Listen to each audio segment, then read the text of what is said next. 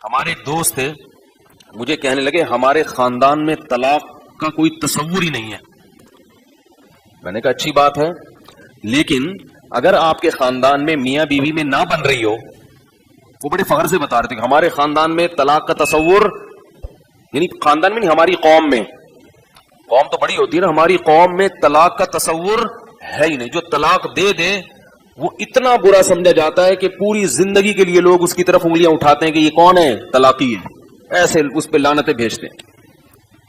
تو میں نے کہا میرے بھائی, آپ کی جو قوم ہے اس میں اگر میاں بیوی میں محبت ہو تو پھر تو ٹھیک ہے, لیکن جن جوڑوں میں آپس میں نہیں بنتی, یا تو آپ کی قوم اتنی دودھ کی دھلی ہوئی اور زمزم سے نہائی ہوئی ہے کہ ہزاروں لاکھوں شادیاں سب کامیابی ہوتی ہیں, پھر تو یہ بات ٹھیک ہے. لیکن ظاہر ہے ایسا دنیا میں ہوتا, ہزار جوڑوں اگر کامیاب ہوں گے تو ایک آدھ تو کوئی ایسا ہوگا نا جو بے جوڑ کی ہو گئی ہوں گی. بھائی سوچا تھا کہ اچھا ہوگا لیکن ہوا کیا, غلط نکلا.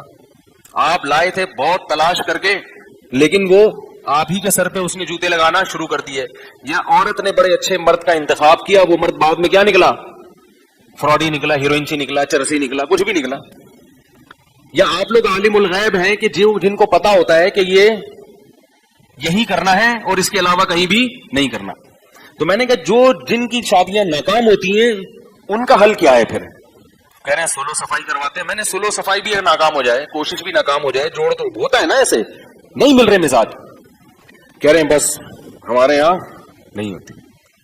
میں نے کہا پھر پتہ ہے کیا ہوتا ہے, جب نہیں مل رہی ہوتی نا, پھر یا تو بیوی کو ڈنڈوٹ سے مار مار کے ہاتھ پاؤں توڑ دیتے ہو اس کے, یا وہ عورت کسی ناآشنا کے ساتھ فرار ہو جائے گی, یہی ہوگا نا. یا وہ ڈپریشن کی مریض بن کے گولیاں کھانا شروع کر دے گی, یہی ہوگا کہ نہیں ہوگا؟ بھائی جب نہیں بن رہی ہوتی, ہر طرح سے مزاج ہی نہیں مل رہا, ایلفی سے تھوڑی چپکانا ہے کہ بھائی چپک کے رہو, بس الگ نہیں ہونا. تو جب نہیں مل رہی تو میں نے کہا یہ آپ کی قوم کیا کہتی ہے, لیکن ہم قرآن و سنت کو دیکھتے ہیں تو اللہ فرماتے ہیں وہیں یتفرقا یغنی اللہ کلا من سعتہ. نہیں بن رہی, جوڑ کی ہر کوشش ناکام ہو گئی, محبت سے کیا کر لو, غلطی اختیار کر لو.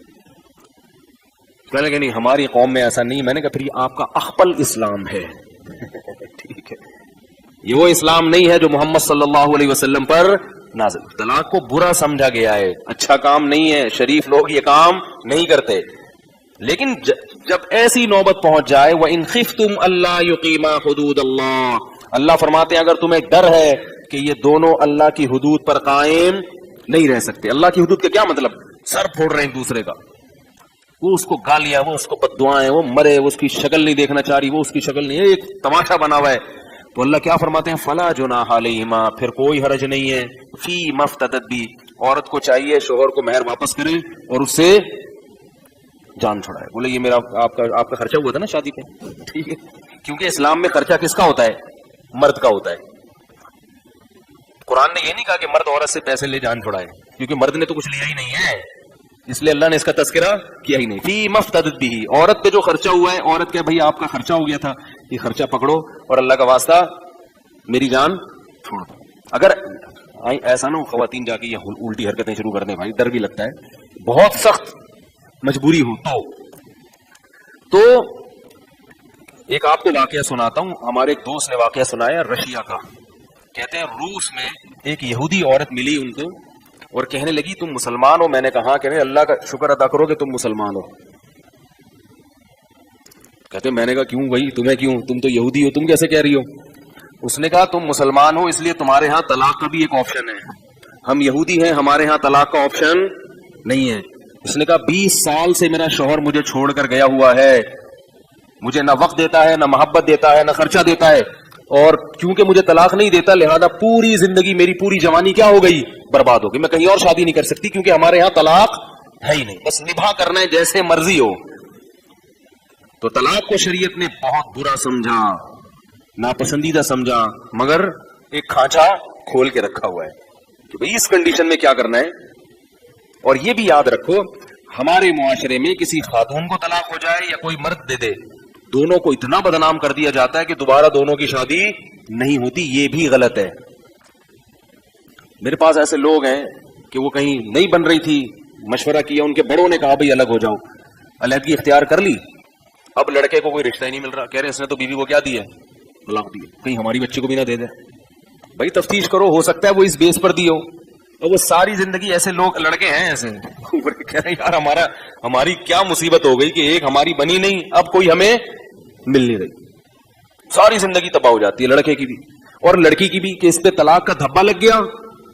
اب خام خواہ میں اس کے بدگمان ہوگا، اس میں کوئی خرابی ہوگی جبھی اس کے شوہر نے دی۔ بھائی ضروری نہیں خرابی ہو، بہت اچھی ہوگی، مزاج آپس میں نہیں مل رہے، عین ممکن ہے مزاج نہیں ملتے تو نہیں ہوتی، دونوں اچھے ہوتے ہیں مگر پھر بھی نہیں ہوتی۔ ہر شخص کی ریکوائرمنٹ الگ ہوتی ہے، ضروری نہیں کہ آپ جس چیز کو خوبی سمجھ رہے ہو سامنے والا بھی اس کو خوبی سمجھ رہا ہو۔ اس کی ہمارے پاس حدیث میں مثالیں ملتی ہیں۔ آپ صلی اللہ علیہ وسلم نے اپنی پھوپھی ذات بہن حضرت زینب کا نکاح کرایا زید ابن حارثہ سے۔ زید ابن حارثہ نبی کے چہیتے، منہ بولے بیٹے، اتنی محبت نبی صلی اللہ علیہ وسلم کو کہ حب رسول اللہ، جب صحابہ کو سفارش کروانی ہوتی تو زید ابن حارثہ سے کہتے کہ نبی سے سفارش کرو جا کے، کیونکہ حب کہتے ہیں بہت زیادہ محبوب۔ اور ادھر حضرت زینب، وہ نبی کی پھوپھی ذات بہن، جنتی خاتون، جنتی عورت، اتنی سخی تھی کہ صبح اگر راشن ملتا نا پورے سال کا تو شام ہونے سے پہلے پہلے وہ راشن سارا صدقہ۔ دونوں چوٹی کے نیک، جب دونوں کی شادی ہوئی ہے تو آپس میں نباہ نہیں۔ نبی صلی اللہ علیہ وسلم نے بہت کوشش کی کہ یہ طلاق نہ ہو، کیونکہ یہ رشتہ نبی نے کروایا تھا، کروانے والا بھی کون ہے؟ اب میں کہیں نکاح پڑھا دوں نا کہیں طلاق ہو جائے، کہتے ہیں انہوں نے پڑھایا تھا، انہوں نے ہے بھائی انہوں نے پڑھایا تھا۔ ایک دفعہ میں نے 10 سال پہلے کہیں نکاح پڑھایا تو 6 مہینے بعد وہ صاحب آئے کہنے لگے یار وہ خلا ولا کا کیس چل رہا ہے۔ میں نے کہا کون ہے آپ؟ کہہ رہے ہیں وہی جس کا ابھی آپ نے جن کی بیٹی کا میری بیٹی کا آپ نے نکاح پڑھایا۔ میں نے کہا یار اتنی جلدی؟ انہوں نے کہا کیا کریں سیزن ایسے ہی چل رہے ہیں مارکیٹ میں یہی ہو رہا ہے آج کل۔ تو نکاح کی ترغیب کس نے دی تھی؟ نبی صلی اللہ علیہ وسلم نے۔ تو آپ صلی اللہ علیہ وسلم کے مشورے پہ نکاح ہوا، نبی کے چہیتے منہ بولے بیٹے سے نکاح ہو رہا ہے، اور نکاح نبی کی پھوپھی ذات بہن سے ہو رہا ہے۔ کتنا کامیاب ہونا چاہیے نا یہ نکاح، دونوں جنتی مگر پھر بھی کامیاب۔ اور آپ صلی اللہ علیہ وسلم کوشش بھی کر رہے ہیں، حضرت زید کو منع بھی کر رہے ہیں بھائی نہیں دو طلاق۔ وہ آ کے کہہ رہے ہیں یا رسول اللہ میری بن نہیں رہی ہے، بڑا پریشان ہوں، میری بنتی نہیں ہے۔ امسک علیک زوجک، نبی فرما رہے ہیں روک کے رکھو اپنی بیوی کو، واتق اللہ، اللہ سے ڈرو، مت دو۔ حضرت زید کے اتنے مشوروں کے باوجود بھی حضرت زید نے کہا کہ معاملہ برداشت سے باہر اور طلاق دے دی، اور کیا کر دیا؟ طلاق دے دی۔ تو پھر آپ صلی اللہ علیہ وسلم نے چونکہ حضرت زینب کو کہا تھا نا کہ ان سے نکاح کرو، تو حضرت زینب کو پھر یہ تھا کہ بھائی میں نے تو نبی کے کہنے پہ کی تھی اور مجھے کیا ہو گئی ہے؟ طلاق ہو گئی۔ تو پھر ان کا دل رکھنے کے لیے کہ ان کو نقصان کی تلافی ہو، پھر آپ صلی اللہ علیہ وسلم نے خود ان سے نکاح کیا۔ لیکن اس میں ہمیں کیا سبق ملتا ہے کہ بھائی دونوں نیک ہیں، دونوں صحابی ہیں، مگر سر پھٹولنے کے بجائے بہتر نہیں ہے کہ علیحدگی کیا؟ اس کے بعد بھی کچھ بھی نہیں ہوا۔ قرآن نے حضرت زید کو تنبیہ تو کی، مگر واحد صحابی ہیں حضرت زید جن کا قرآن نے نام لیا۔ یہ اس میں اس طرح اشارہ ہے کہ ہم تنبیہ بھی کر رہے ہیں لیکن تمہیں پروٹوکول بھی دے رہے ہیں کیونکہ تم نے ناجائز کام نہیں کیا۔ واحد صحابی ہیں۔ فلما قضا زید منہا وطرن، فرمایا جب زید نے اپنی حاجت پوری کر لی اور زینب کو کیا کر دی؟ طلاق دے دی۔ زوجنا، کہا اے نبی ہم نے آپ کا نکاح زینب سے کرا دیا۔ نام صرف کس کا لیا قرآن نے؟ زید کا، حضرت زید رضی اللہ تعالیٰ عنہ کا۔ تو یہ سب کس بات کی علامت ہے کہ بھائی دونوں بہت اچھے ہو کے بھی آپس میں، اور بھی ہمارے پاس مثال ملتی ہے، صحیح بخاری کی حدیث ہے۔ ایک صحابی آئیں رسول اللہ صلی اللہ علیہ وسلم کے پاس، عرض کیا یا رسول اللہ میری شادی ہوئی، شوہر کو پہلے دیکھا، بولو بھائی نہیں تھا، خیال تھا کہ بھائی واجبی تو ہوگا نا، بہت سے لوگ شکل و صورت میں دلچسپی نہیں رکھتے اور عام طور پہ مردوں میں یہ شکل و صورت کی اتنی زیادہ اہمیت ہمارے معاشرے میں ہوتی نہیں ہے۔ تو انہوں نے یہی سوچا کہ بھائی جیسے سب ہوتے ہیں اس طرح واجبی ہوں گے، باقی اخلاق اور دینداری کی تعریفیں سن رکھی تھی، بھائی اچھے اخلاق ہیں، دیندار ہیں، اچھے اخلاق ہیں، یہ سن رکھا تھا، دیکھنے کی ضرورت محسوس نہیں کی۔ جب نکاح ہوا تو وہ خوبصورت کے لحاظ سے بالکل ہی کم درجے کے نکلے، اور یہ انتہائی حسین خاتون تھی، انتہائی خوبصورت خاتون تھی۔ یہ رسول اللہ صلی اللہ علیہ وسلم کے پاس شوہر کے ساتھ ایک ہی رات گزری ہے کہ اگلے دن نبی کے پاس فوراً آ گئی۔ صحیح بخاری کی حدیث، فرمایا یا رسول اللہ بی من الجمال ما ترا، آپ جانتے ہیں کہ میں کس قدر خوبصورت عورت ہوں، اور میرے شوہر ثابت الانصاری قد کے لحاظ سے چھوٹے، رنگ انتہائی سیاہ، اور ان میں صورت کے لحاظ سے بالکل بھی اٹریکشن نہیں ہے. لا یجتمع رأسی رأسہ، کہ میرا سر ان کے سر کے ساتھ اکٹھا نہیں رہ سکتی، ناممکن ہے. لا اعتب علیہ فی دینہ وخلقہ، یا رسول اللہ مجھے ان کی دینداری پر بھی کوئی اعتراض نہیں اور ان کے اخلاق پر بھی. کتنے کلیئر لوگ تھے، دیکھو جتنی بات ہے اتنی بیان کر رہے ہیں. آج اگر کسی خاتون کو کھولا لینا ہو، عورت اپنے شوہر کو جتنی کائنات میں گالیاں ہیں نا وہ ساری اس کو، کہ ایسا بھی ہے، یوں خرچہ بھی نہیں دیتا، مارتا پیٹتا بھی ہے، گالیاں بھی دیتا ہے، میرے ماں باپ کی بھی عزت نہیں کرتا، اور پتہ نہیں اس کے تعلقات بھی ہیں لڑکیوں سے ناجائز، اور یہ نہ ٹائم دیتا تھا، نہ رات کو گھر آتا تھا، نہ دن میں گھر آتا تھا، اپنی ماں کا غلام بن کے رہتا تھا، اور آج تک اس نے مجھ سے کبھی مسکرا کے بات نہیں کی ہے، اور شکل بھی اچھی نہیں ہے، صحت بھی، کھانستا بھی بہت ہے، گٹکے بھی کھاتا ہے، یہ بھی کرتا ہے. ارے بھائی کوئی تو خوبی ہوگی نا. اور مرد بھی ایسے ہی کرتا ہے، یہ بد اخلاق بھی ہے، اور جناب یہ نہ میری ماں سے بات کرتی ہے تمیز سے، نہ میرے باپ سے بات کرتی ہے، نہ میری خیر. بھائی کوئی تو خوبی ہوگی اللہ کے بندو. نہیں بس بہت ہی ایک فارمیلٹی پوری کرنے کے لیے کہتے ہیں ہاں تھوڑا سا دوپٹہ پہنتی ہے کبھی کبھار، بس اس طرح کی تھوڑی بہت بیان کر دیں گے تاکہ لوگ یہ نہ سمجھے کہ ہم مبالغہ کر رہے ہیں. تو حضرت وہ جو صحابی آئیں نبی کے پاس، انہوں نے اپنے شوہر کے بارے میں کوئی برائی نہیں کی. فرمایا ان کے دین اور ان کے اخلاق پر مجھے کوئی اعتراض نہیں ہے، لیکن شکل و صورت میں بہت زیادہ میں انتہائی خوبصورت اور وہ انتہائی کم درجے کے، میں ان کے ساتھ اکٹھی نہیں رہ سکتی.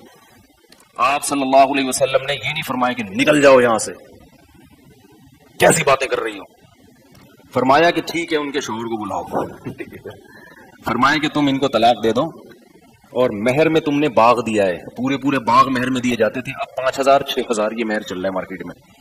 اب کیا چل رہا ہے؟ 25,000 سکہ رائج الوقت، یہ بتانے کے لیے کہ ڈالر نہیں ہے، یہ سکہ رائج الوقت، اور کچھ مہر فاطمی چلا رہے ہیں. تو پورا باغ دیا تھا، مالدار صحابی تھے، پورا باغیچہ مہر میں دے دیا تھا. تو آپ صلی اللہ علیہ وسلم نے فرمایا کہ ان کو طلاق دے دو. مشورہ دیا، انہوں نے کہا کہ بھائی جب نہیں رہنا چاہتی اور یہ حالت ہے ان کی، تو ان صحابیہ نے کہا میں آپ کو آپ کا باغ واپس کرتی ہوں، مزید بھی پیسے چاہیے تو وہ بھی دینے کے لیے. یہ اسلام میں طریقہ ہے، یہ عدالتی خلا میں یہ چیزیں نہیں ہو رہی. شوہر کو بلائے بغیر عدالت شوہر بن کے سارے فیصلے خود بخود کر رہی ہوتی ہے. اس لیے عدالت سے جب خلا لو تو کسی دارالفتاء سے، کسی مستند ادارے سے اس کی تصدیق کرواؤ کہ یہ خلا شرعاً معتبر بھی ہے یا نہیں ہے. ٹھیک ہے نا، بعض صورتوں میں معتبر ہوتا ہے، اکثر صورتوں میں معتبر نہیں ہوتا. تو آپ صلی اللہ علیہ وسلم کو حکم دیا کہ ان کو طلاق دے دو، انہوں نے دے دی طلاق. اب اگر وہ نہیں ہوتی، اچھا انہوں نے ایک بڑی خوبصورت بات کہی، اکرہ الکفر فی الاسلام، یا رسول اللہ میں اسلام میں کفر کو پسند نہیں کرتی. کیا مطلب؟ میں مسلمان ہوں اور شوہر سے محبت نہ کرنا یہ مسلمان عورت کا شیوا نہیں ہے، یہ اسلام نہیں ہے، تو کفر ہے. مجھے محبت ہوگی نہیں، میں ان کو سر کا تاج بناؤں گی نہیں، میں ان کی خدمت کروں گی نہیں، ہر وقت دل میں نفرت پیدا ہوتی رہی، یہ تو طبیعی چیز ہے نا، ہر وقت دل میں ایک پیدا ہوگی. تو یہ تو اسلام لانے کے بعد بھی کیا کر رہی ہوں میں؟ کفر والے. اس سے پتہ چلتا ہے کہ شریعت نے عورت کو شوہر سے محبت کا کتنا گہرا حکم دیا ہے. اس کو کیا قرار دیا گیا ہے؟ شوہر سے محبت نہ کرنا. اب ایسا نہ ہو آپ بولیں کہ چونکہ مجھے بھی محبت نہیں چلو بدل دو، ایسا نہیں ہوتا. وہ تو پہلی رات ہی کو ان کو اندازہ ہو گیا تھا کہ بھائی ناممکن ہے. آپ کے تو 5 بچے ہو گئے ہیں ٹھیک ہے، 5 بچے ہو گئے، میاں صاحب بوڑھے ہو گئے، اب تو خوبصورت بھی ہوتے تو وہ ایسا ہی ہو جاتے جیسے اب ہوئے.